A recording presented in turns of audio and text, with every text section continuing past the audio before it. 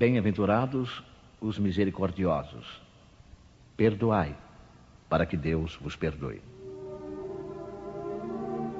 Bem-aventurados os misericordiosos, porque eles alcançarão misericórdia.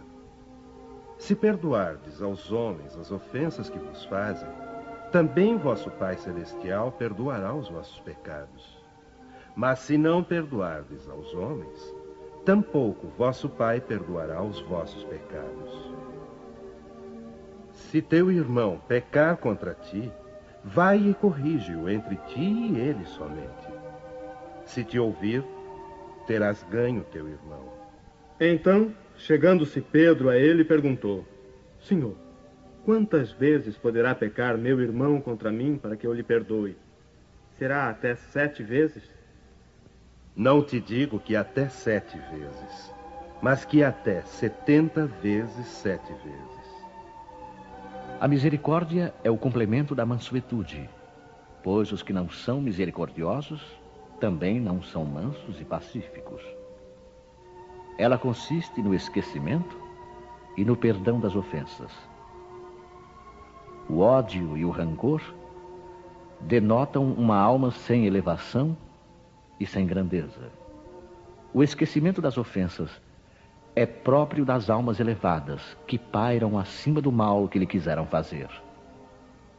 Uma está sempre inquieta, é de uma sensibilidade sombria e amargurada. A outra é calma, cheia de mansuetude e caridade. Infeliz daquele que diz: eu jamais perdoarei. Porque, se não for condenado pelos homens, o será certamente por Deus. Com que direito pedirá perdão de suas próprias faltas, se ele mesmo não perdoa aos outros?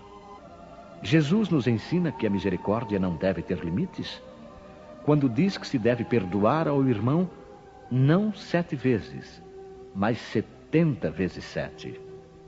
Mas há 2 maneiras bem diferentes de perdoar. Uma é grande, nobre, verdadeiramente generosa, sem segunda intenção, tratando com delicadeza o amor próprio e a suscetibilidade do adversário, mesmo quando a culpa foi inteiramente dele. A outra é quando o ofendido, ou aquele que assim se julga, impõe condições humilhantes ao adversário, fazendo-o sentir o peso de um perdão que irrita, ao invés de acalmar. Se estende a mão, não é por benevolência, mas por ostentação, a fim de poder dizer a todos: vede quanto sou generoso. Nessas circunstâncias, é impossível que a reconciliação seja sincera de uma e de outra parte. Não, isso não é generosidade, mas apenas uma maneira de satisfazer o orgulho.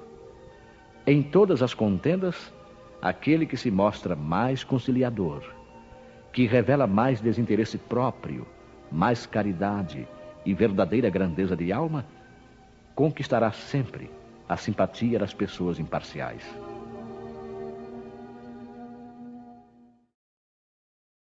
Reconciliar-se com os adversários. Concerta-te sem demora com o teu adversário enquanto estás a caminho com ele, para que não suceda que ele te entregue ao juiz e que o juiz te entregue ao seu ministro e sejas mandado para a cadeia. Em verdade te digo que não sairás de lá enquanto não pagares o último ceitil. Há na prática do perdão e na prática do bem em geral, além de um efeito moral, um efeito também material. A morte, como se sabe, não nos livra dos nossos inimigos. Os espíritos vingativos perseguem sempre com o seu ódio, além da sepultura, aqueles que ainda são objeto do seu rancor. Daí, ser falso, quando aplicado ao homem, o provérbio: morto o cão, acaba a raiva. O espírito mau espera que aquele a quem quer mal esteja encerrado em seu corpo e assim menos livre, para mais facilmente o atormentar, atingindo-o nos seus interesses ou nas suas mais caras afeições. É necessário ver nesse fato a causa da maioria dos casos de obsessão, sobretudo daqueles que apresentam certa gravidade, como a subjugação e a possessão. O obsedado e o possesso são, pois, quase sempre, vítimas de uma vingança anterior a que provavelmente deram motivo por sua conduta. Deus permite a situação atual para os punir do mal que fizeram, ou, se não o fizeram, por haverem faltado com a indulgência e a caridade, deixando de perdoar. Importa, pois, com vistas à tranquilidade futura, reparar o mais cedo possível os males que se tenham praticado em relação ao próximo e perdoar aos inimigos, para assim se extinguirem antes da morte todos os motivos de desavença, toda a causa profunda de animosidade posterior. Dessa maneira se pode fazer de um inimigo encarnado neste mundo um amigo no outro, ou pelo menos ficar com a boa causa. E Deus não deixa ao sabor da vingança aquele que soube perdoar. Quando Jesus recomenda que nos reconciliemos o mais cedo possível com o nosso adversário, não quer apenas evitar as discórdias na vida presente, mas também evitar que elas se perpetuem nas existências futuras. Não sairás de lá, disse ele, enquanto não pagares o último ceitil, ou seja, até que a justiça divina não esteja completamente satisfeita.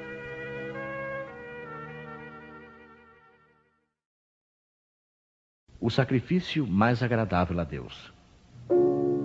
Portanto, se estás fazendo a tua oferta diante do altar e te lembrares aí que teu irmão tem alguma coisa contra ti, deixa ali a tua oferta diante do altar e vai te reconciliar primeiro com teu irmão, e depois virás fazer a tua oferta. Quando Jesus disse, vou te reconciliar primeiro com teu irmão, e depois virás fazer a tua oferta, ensinou que o sacrifício mais agradável ao Senhor é o dos próprios ressentimentos, que antes de pedir perdão ao Senhor, é preciso que se perdoe aos outros, e que, se algum mal se tiver feito contra um irmão, é necessário tê-lo reparado. Somente assim, a oferenda será agradável, porque proveniente de um coração puro de qualquer mau pensamento. Ele materializa esse preceito porque os judeus ofereciam sacrifícios materiais e era necessário conformar as suas palavras aos costumes do povo. O cristão não oferece prendas materiais, pois espiritualizou o sacrifício, mas o preceito não tem menos força para ele. Oferecendo sua alma a Deus, deve apresentá-la purificada. Ao entrar no templo do Senhor, deve deixar lá fora todo o sentimento de ódio e de animosidade, todo mau pensamento contra seu irmão. Só então sua prece será levada pelos anjos aos pés do Eterno. Eis o que ensina Jesus por essas palavras. Deixa ali a tua oferta diante do altar e vai te reconciliar primeiro com teu irmão, se queres ser agradável a Deus.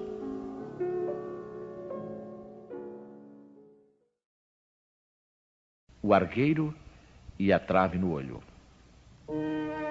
Por que vês tu, pois, o argueiro no olho do teu irmão e não vês a trave no teu olho?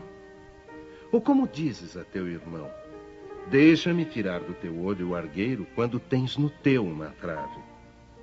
Hipócrita, tira primeiro a trave do teu olho, e então verás como has de tirar o argueiro do olho do teu irmão.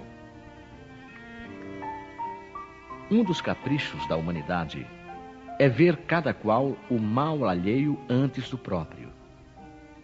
Para julgar-se a si mesmo, seria necessário poder mirar-se no espelho, transportar-se de qualquer maneira fora de si mesmo e considerar-se como outra pessoa, perguntando: que pensaria eu se visse alguém fazendo o que faço? É o orgulho, incontestavelmente, o que leva o homem a disfarçar os seus próprios defeitos, tanto morais como físicos. Esse capricho é essencialmente contrário à caridade, pois a verdadeira caridade é modesta, simples e indulgente. A caridade orgulhosa é um contrassenso, pois esses dois sentimentos se neutralizam mutuamente. Como, de fato, um homem bastante fútil para crer na importância de sua personalidade e na supremacia de suas qualidades, poderia ter ao mesmo tempo bastante abnegação para ressaltar nos outros o bem que poderia eclipsá-lo, em lugar do mal que poderia pô-lo em destaque. Se o orgulho é a fonte de muitos vícios, é também a negação de muitas virtudes. Encontramo-lo no fundo e como móvel de quase todas as ações. Foi por isso que Jesus se empenhou em combatê-lo como o principal obstáculo ao progresso.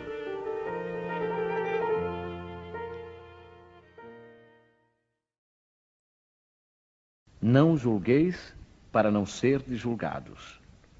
Aquele que estiver sem pecado, atire a primeira pedra. Não julgueis, pois, para não serdes julgados. Porque com o juízo que julgardes os outros, sereis julgados. E com a medida com que medirdes, vos medirão também a vós. Então lhe trouxeram os escribas e os fariseus uma mulher que fora apanhada em adultério, e a puseram no meio, e lhe disseram: Mestre, esta mulher foi agora mesmo apanhada em adultério, e Moisés, na lei, mandou apedrejar a estas tais. Qual é a vossa opinião sobre isto? Diziam, pois, isto os judeus, tentando-o, para o poderem acusar. Jesus, porém, abaixando-se, pôs-se a escrever com o dedo na terra. E como eles perseveravam em fazer-lhe perguntas, ergueu-se Jesus e disse-lhe: Aquele dentre vós que estiver sem pecado, atire-lhe a primeira pedra. E, tornando a abaixar-se, escrevia na terra. Mas eles, ouvindo, foram saindo um a um, sendo os mais velhos os primeiros. E ficou só Jesus com a mulher, que estava no meio, em pé.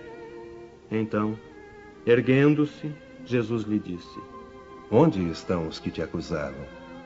Ninguém te condenou? Ninguém, Senhor.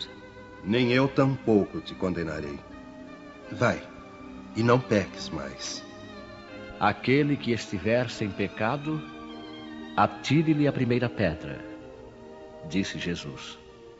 Esta máxima faz da indulgência um dever, pois não há quem dela não necessite para si mesmo. Ensina que não devemos julgar os outros mais severamente do que nos julgamos a nós mesmos, nem condenar nos outros o que nos desculpamos em nós. Antes de reprovar uma falta de alguém, consideremos se a mesma reprovação não nos pode ser aplicada. A censura da conduta alheia pode ter dois motivos: reprimir o mal ou desacreditar a pessoa cujos atos criticamos. Este último motivo jamais tem escusa, pois decorre da maledicência e da maldade.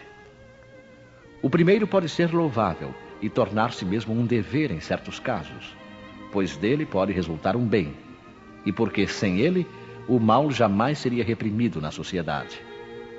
Aliás, não deve o homem ajudar o progresso dos seus semelhantes? Não se deve, pois, tomar no sentido absoluto este princípio: não julgueis para não serdes julgados, porque a letra mata e o espírito vivifica.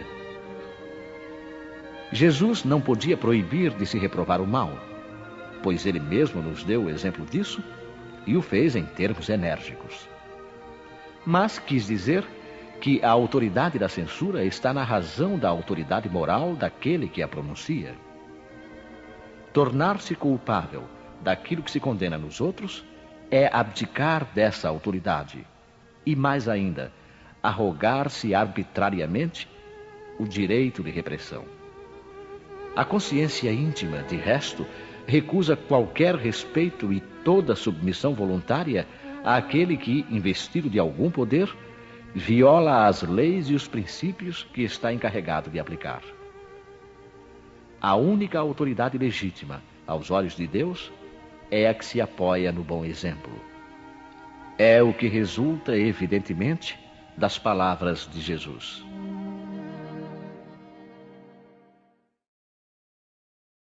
Instruções dos Espíritos. Perdão das ofensas. Simeão, Bordeaux, 1862. Quantas vezes perdoarei ao meu irmão? Perdoá-lo-eis não 7 vezes, mas 70 vezes 7. Eis um desses ensinos de Jesus que devem calar em vossa inteligência e falar bem alto ao vosso coração.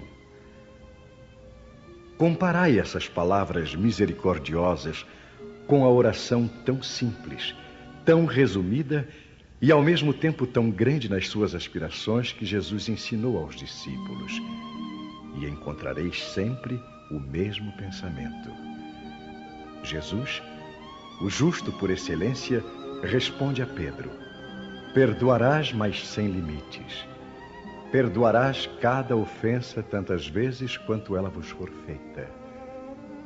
E ensinarás a teus irmãos esse esquecimento de si mesmo que nos torna invulneráveis às agressões, aos maus tratos e às injúrias. Serás doce e humilde de coração, não medindo jamais a mansuetude, e farás, enfim, para os outros o que desejas que o Pai Celeste faça por ti. Não tem ele de te perdoar sempre, e acaso conta o número de vezes que o seu perdão vem apagar as tuas faltas? Ouvi, pois, essa resposta de Jesus e, como Pedro, aplicai-a a vós mesmos. Perdoai, usai a indulgência, sede caridosos, generosos e até mesmo pródigos no vosso amor. Dai, porque o Senhor vos dará. Abaixai-vos, que o Senhor vos levantará. Humilhai-vos, que o Senhor vos fará sentar à sua direita.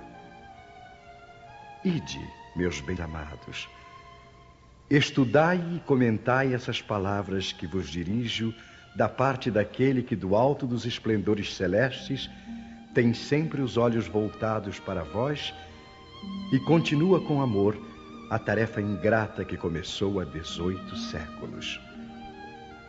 Perdoai, pois, os vossos irmãos como tendes necessidade de ser perdoados.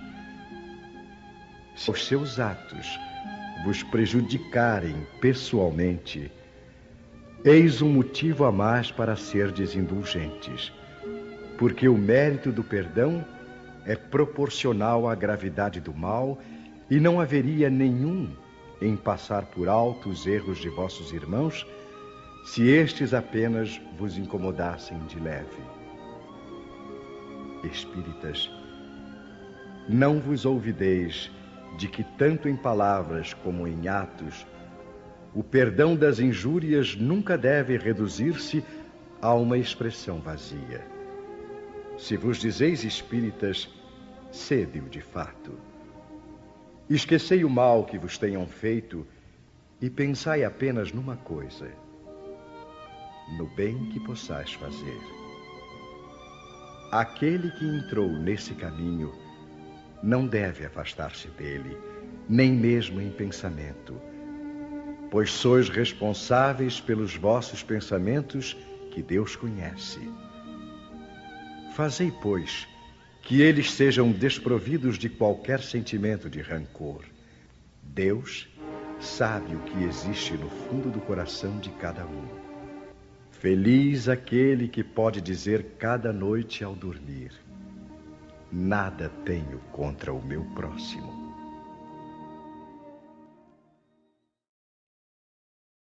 Paulo Apóstolo, Lyon, 1861.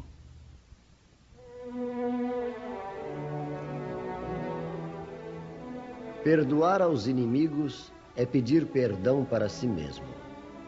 Perdoar aos amigos é dar prova de amizade. Perdoar as ofensas é mostrar que se melhora. Perdoai, pois, meus amigos, para que Deus vos perdoe. Porque se fordes duros, exigentes, inflexíveis, se guardardes até mesmo uma ligeira ofensa, como quereis que Deus esqueça que todos os dias tendes grande necessidade de indulgência? Ah, infeliz daquele que diz, eu jamais perdoarei, porque pronuncia sua própria condenação. Quem sabe se, mergulhando em vós mesmos, não descobrireis que fostes o agressor? Quem sabe se, nessa luta, que começa por um simples aborrecimento e acaba pela desavença, não fostes vós a dar o primeiro golpe? Se não vos escapou uma palavra ferina, se usastes de toda a moderação necessária? Sem dúvida, o vosso adversário está errado ao se mostrar tão suscetível. Mas essa é ainda uma razão para ser desindulgente e não para merecer ele a vossa reprovação. Admitamos que fosseis realmente o ofendido em certa circunstância. Quem sabe se não envenenastes o caso com represálias, fazendo degenerar numa disputa grave aquilo que facilmente poderia cair no esquecimento. Se dependeu de vós impedir as consequências e não o fizestes, sois realmente culpado. Admitamos ainda que nada tendes a reprovar na vossa conduta, e nesse caso, maior será o vosso mérito se vos mostrardes clemente. Mas há duas maneiras bem diferentes de perdoar. Há o perdão dos lábios e o perdão do coração. Muitos dizem do adversário, eu o perdoo, enquanto que interiormente experimentam um secreto prazer pelo mal que lhe acontece, dizendo-se a si mesmo que foi bem merecido. Quantos dizem, perdoo, e acrescentam, mas jamais me reconciliarei, não quero vê-lo pelo resto da vida. É esse o perdão segundo o Evangelho? Não. O verdadeiro perdão, o perdão cristão, é aquele que lança um véu sobre o passado. É o único que vos será levado em conta, pois Deus não se contenta com as aparências. Sonda o fundo dos corações e os mais secretos pensamentos. E não se satisfaz com palavras e simples fingimentos. O esquecimento completo e absoluto das ofensas é próprio das grandes almas. O rancor é sempre um sinal de baixeza e de inferioridade. Não esqueçais que o verdadeiro perdão se reconhece pelos atos muito mais que pelas palavras.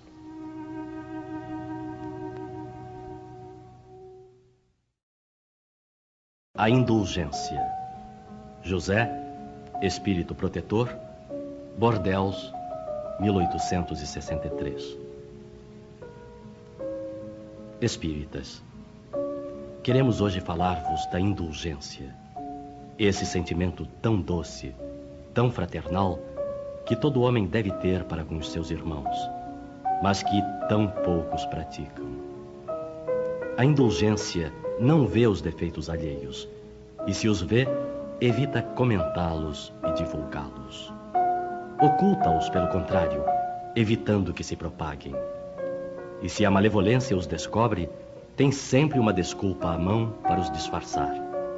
Mas uma desculpa plausível, séria, e não daquelas que, fingindo atenuar a falta, a fazem ressaltar com pérfida astúcia. A indulgência jamais se preocupa com os maus atos alheios, a menos que seja para prestar um serviço, mas, ainda assim, com o cuidado de os atenuar tanto quanto possível. Não faz observações chocantes, nem traz censura nos lábios, mas apenas conselhos, quase sempre velados. Quando criticais, que dedução se deve tirar das vossas palavras? A de que vós, que censurais, não praticastes o que condenais, e valeis mais do que o culpado.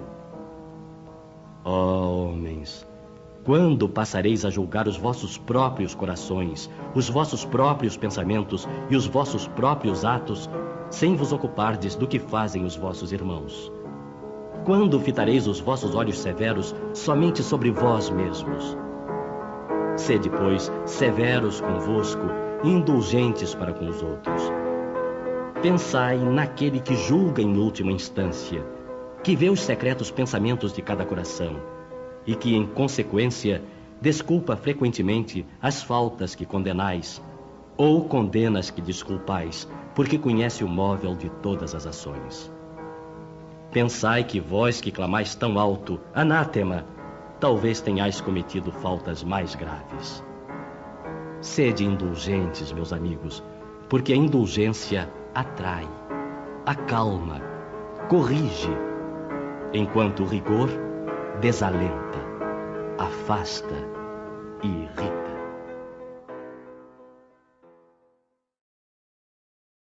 João, bispo de Bordeaux, 1862. Sede indulgentes para as faltas alheias, quaisquer que sejam. Não julgueis com severidade, senão as vossas próprias ações, e o Senhor usará de indulgência para convosco, como usastes para com os outros. Sustentai os fortes, estimulai-os à perseverança, fortificai os fracos, mostrando-lhes a bondade de Deus, que leva em conta o menor arrependimento. Mostrai a todos o anjo da contrição, estendendo suas brancas asas sobre as faltas humanas, e assim ocultando-as aos olhos daqueles que não podem ver o que é impuro. Compreendei toda a misericórdia infinita de vosso Pai, e nunca vos esqueçais de lhe dizer em pensamento, mas sobretudo pelas vossas ações. Perdoai as nossas ofensas, como perdoamos aos nossos ofensores. Compreendei bem o valor destas sublimes palavras, pois não são admiráveis apenas pela letra, mas também pelo espírito que encerram. Que solicitais ao Senhor quando lhe pedis perdão? Somente o esquecimento de vossas faltas? Esquecimento que nada vos deixa, pois se Deus se contentasse em esquecer as vossas faltas, não vos puniria, mas também não vos recompensaria. A recompensa não pode ser pelo bem que não se fez, e menos ainda pelo mal que se tenha feito, mesmo que esse mal fosse esquecido. Pedindo perdão para as vossas transgressões, pedis o favor de sua graça para não cairdes de novo, e a força necessária para entrardes numa nova senda, numa senda de submissão e de amor, na qual podereis juntar a reparação ao arrependimento. Quando perdoardes os vossos irmãos, não vos contenteis com estender o véu do esquecimento sobre as suas faltas. Esse véu é quase sempre muito transparente aos vossos olhos. Acrescentai o amor ao vosso perdão, fazendo por ele o que pedis a vosso Pai Celeste que faça por vós. Substituí a cólera que mancha pelo amor que purifica. Pregai pelo exemplo essa caridade ativa, infatigável, que Jesus vos ensinou.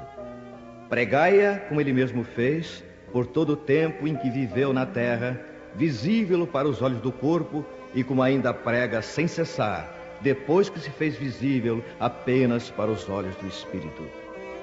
Segui esse divino modelo, marchai sobre as suas pegadas. Elas vos conduzirão ao refúgio, onde encontrareis o descanso após a luta. Como ele, tomai a vossa cruz e subi penosamente, mas corajosamente o vosso Calvário. No seu cume está a glorificação.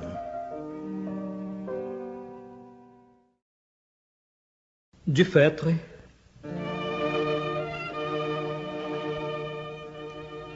Queridos amigos, sede severos para vós mesmos e indulgentes para as fraquezas alheias.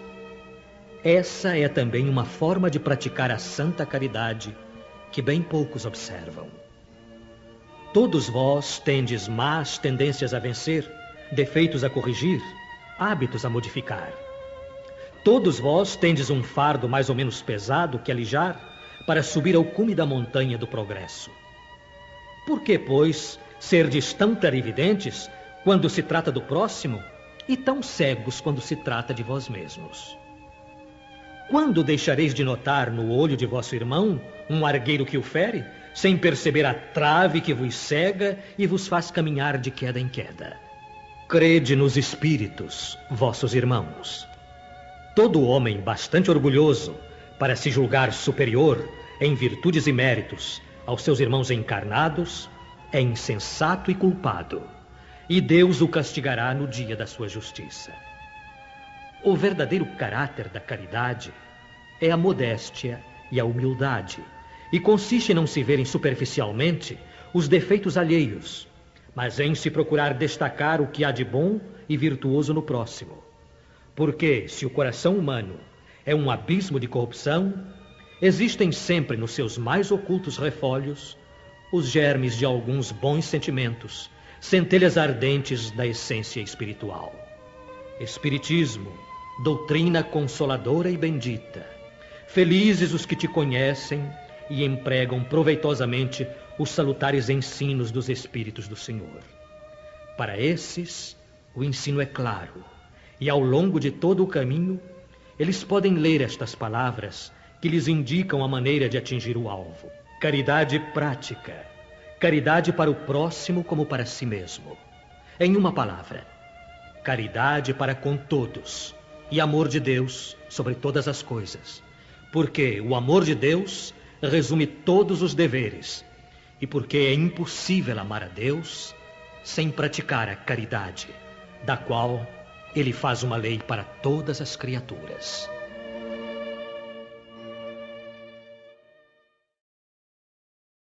É permitido repreender os outros? Ninguém sendo perfeito, não se segue que ninguém tem o direito de repreender o próximo? Certamente não, pois cada um de vós deve trabalhar para o progresso de todos e, sobretudo, dos que estão sob a vossa tutela. Mas isso é também uma razão para o fazerdes com moderação, com uma intenção útil e não como geralmente se faz, pelo prazer de denegrir.